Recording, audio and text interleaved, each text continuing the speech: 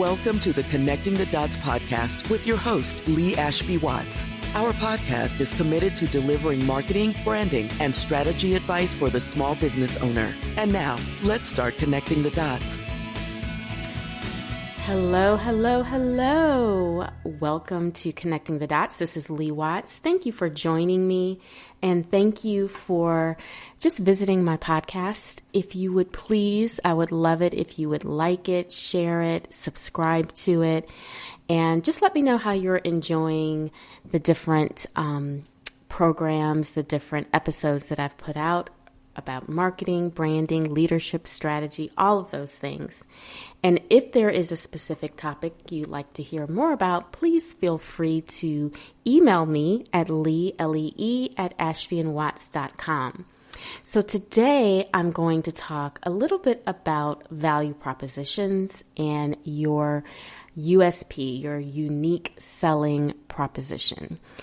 I have been talking about this a lot the past few days, and then I actually received a text message from someone who said that they were working on theirs. So I thought, this is an excellent topic. We don't talk about it enough.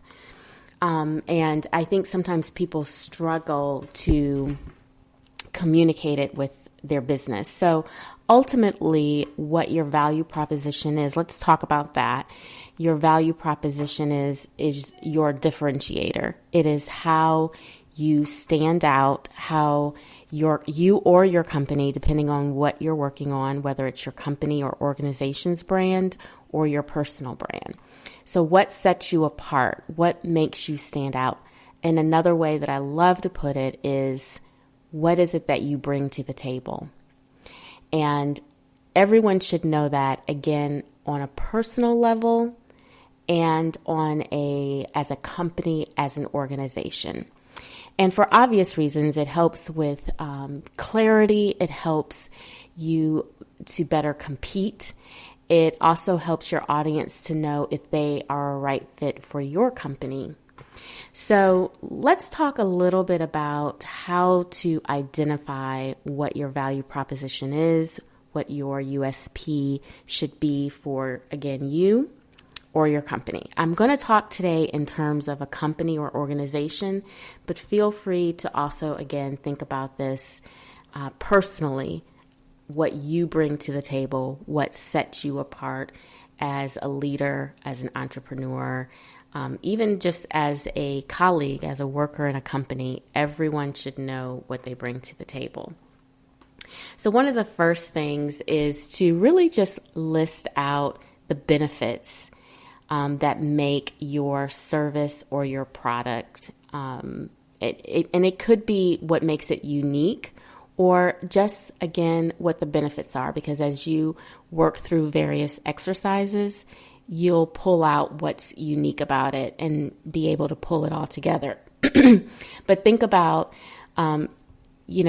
your target audience, or the region that you're in, or the service or product itself and what's great about it, or even how you deliver it. So don't think just about the product or service, but also think about how it's packaged, how it's delivered, your personality, and how the culture that you've created with your company. Those are things that you can incorporate into your value proposition. So don't hold back. Bring your whole being, your whole business strategy to the table when you're thinking about what your value proposition is or what your USP should be. Another key point is to also think about the emotion that you are meeting in the needs, the emotion that you're meeting with your audience. What is their current emotional need around your product or your service? Is it a situation of they need clarity, they need organization, there is some fear there of losing money or not being protected with their family or with their business or something like that, depending again on what your service or product is there for, why it was created, why you're doing what you're doing. and understanding the emotional need that you're specifically meeting. That will be important, again, on your language, your messaging, and how you talk about your service or your product. Think about the tone of your company, your brand, and how that's being communicated and expressed through your messaging, through your marketing collateral, through your social media, all of those things. That, again, helps set the stage and kind of wrap up your value proposition. Another key point is to think about your competitors. So when you are working on your value proposition, it is a helpful exercise to look at your competitors, not in a way of looking at them to take anything from them or to even duplicate what they're doing, but identify aspects of your service or your product that your competitors are not meeting, that they're not doing. That, again, will help identify what your value proposition is. If you want to compete on price and that is important to you, that can be part of the value proposition, that most of your competitors may overcharge for this, or the way that they charge for it is not in line with your strategy and your value proposition. So think about what your competitors are doing and make sure you identify them. Sometimes I'm working with clients and they are unclear of who their competitors actually are. They may be comparing themselves to someone who's been in business for 20, 30, 40 years and have a staff of 50 when you have a staff of 1 or 2 and you just started. That may be aspirational where you want to go, but that may not really be your true competitor. So think about who your competitors are and what needs are not being met or what they may be overlooking, that you know that with your company, you're able to do it and do it better. So another thing and a final thing with your value proposition that I'm going to touch on today is you always have to ask and always have to remember that the customer, the client is asking, what's in it for me? That is always the question. We call it WIFM, what's in it for me. And whenever you are creating copy, whenever you are working on messaging, whenever you are preparing for a meeting, whether it's direct sales or just, working on the business development aspect, the person sitting across the table from you undoubtedly is thinking about what's in it for me. So you have to be able to communicate that in a way that they clearly and concisely can hear and see the benefits on how this directly affects them. If you're not completely sure how your service or product can really help another company, a specific company, don't be afraid to really ask questions.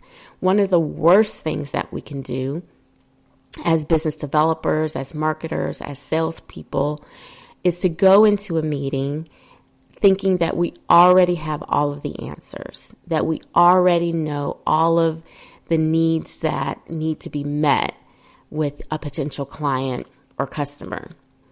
So there are certain things, obviously, that we can do on our own and look up research. Like I feel not happy if a vendor came to me and asked me what do I do or what's my mission statement, things that they could have researched and looked up on their own. But if there are things that are not as obvious, asking what their business objectives are for the final quarter of the year, things like that, so that you are ready to, again, answer their question, what's in it for me? So following all of these things can really help lead you to your value proposition, to your unique selling proposition. So knowing your features, your benefits, all the great things about your company, whether other people are doing them or not, at least be able to really know what you do concisely, what you're offering, and the benefits of it. Always know the emotion that you're meeting with your audience. What are they going through? What are they struggling with? How are they feeling? Know what emotion that you're dealing with generally with most of your clients and customers. Make sure you look at your competitors and you identify aspects that they may be overlooking in their products, in their services that you know that you can meet. And again, don't just narrow it down to the actual product or service, but think about all aspects of it, how you deliver it, the culture of your company, the time of it, extra hours, all kinds of things. It can be small things that really set your company apart. And then again, always make sure that you're answering the question, what's in it for me? That question is pivotal. It's something that definitely your customers or clients are constantly thinking about. So thank you again so much for taking a few minutes out for me today. I really appreciate it. And again, if you can like, share, subscribe to this podcast, and just drop me a line and let me know how you enjoyed it. Thank you again, and feel free to visit me at ashbyandwatts.com and follow me on all social media platforms. Thank you and have an amazing day.